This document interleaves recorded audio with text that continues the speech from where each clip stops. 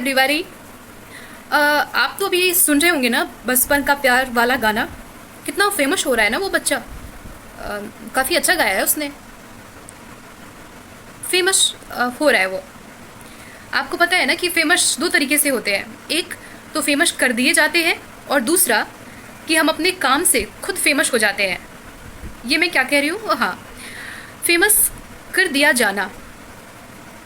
जब हम किसी को फेमस करते हैं तो उस फेमस करने के पीछे बहुत लोगों का हाथ होता है और बहुत लोगों का बेनिफिट भी उसमें छुपा होता है। ये सब बातों को हम एक तरफ रखते हैं और दूसरी बात पे अब हम चलते हैं। वो ये है कि भारत टोक्यो ओलंपिक में अपनी जनसंख्या के अनुसार या उसके अनुपात में बहुत कम पदक ला रहा है। अगर हम लोग चाइना से तुलना करें तो, या फिर किसी और देश से तुलना करें तो, चाइना से तुलना इसलिए कर रहे हैं क्योंकि हम लोग अभी दूसरे नंबर पे चल रहे हैं जनसंख्या के मामले में। और अन्य देशों से तुलना करें जिसकी जनसंख्या हमारे किसी देश के राज्य की जनसंख्या के बराबर है, तो शायद वो तुलनात्मक एक रूप नहीं होगा। एक तरफ हम बचपन का प्यार वाले बच्चों को फेमस कर रहे हैं, तो वहीं दूसरी ओर हमारी इच्छा होती है कि हमारा देश टोक्यो ओलंपिक में मेडल लेकर आए। अगर यही फेमस, यही तजुर्बा और यही रिस्पेक्ट अगर हमारे देश में एक खेलने वाले या फिर ऐसे काम करने वाले को दी जाती जो आपको आगे बढ़ने में मदद करे, वो आप आगे बढ़ोगे कैसे? आप जानते हैं या आपको पता ही होगा कि अभी तक भारत ने कितने नोबेल प्राइज जीते हैं। क्या आप या हम नहीं चाहते कि रसिया और यूएसए, रूस और अमेरिका की तरह ही हमारा देश भी नोबेल प्राइज में एक नंबर में आए, पहले और दूसरे नंबर पे आए? आपको पता है कि बचपन का प्यार वाला बच्चा अभी कितने बच्चों का रोल मॉडल बन गया है? घर घर में लोग इस गाने को सुना करते हैं और सुनते भी हैं अभी।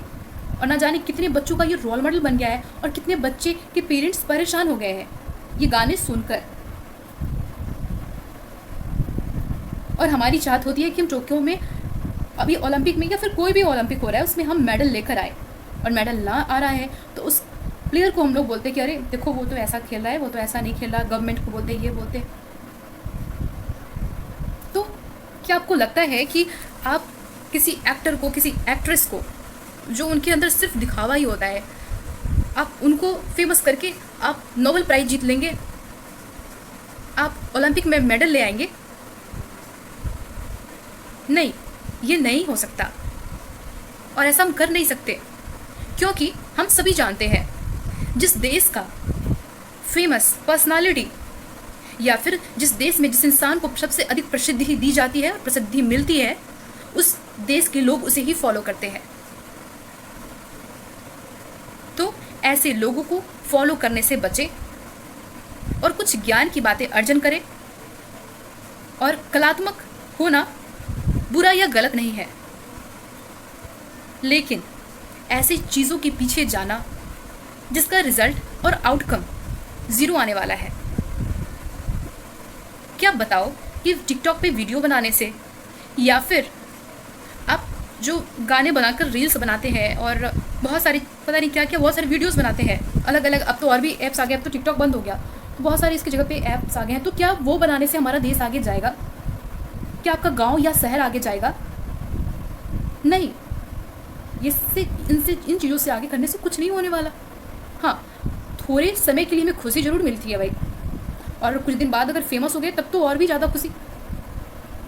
अब पैसे आएंगे, फेमस हो गए हैं, लोग जानेंगे, इससे हमारे देश को क्या फ़ायदा मिलेगा? मिलेगा क्या? नहीं।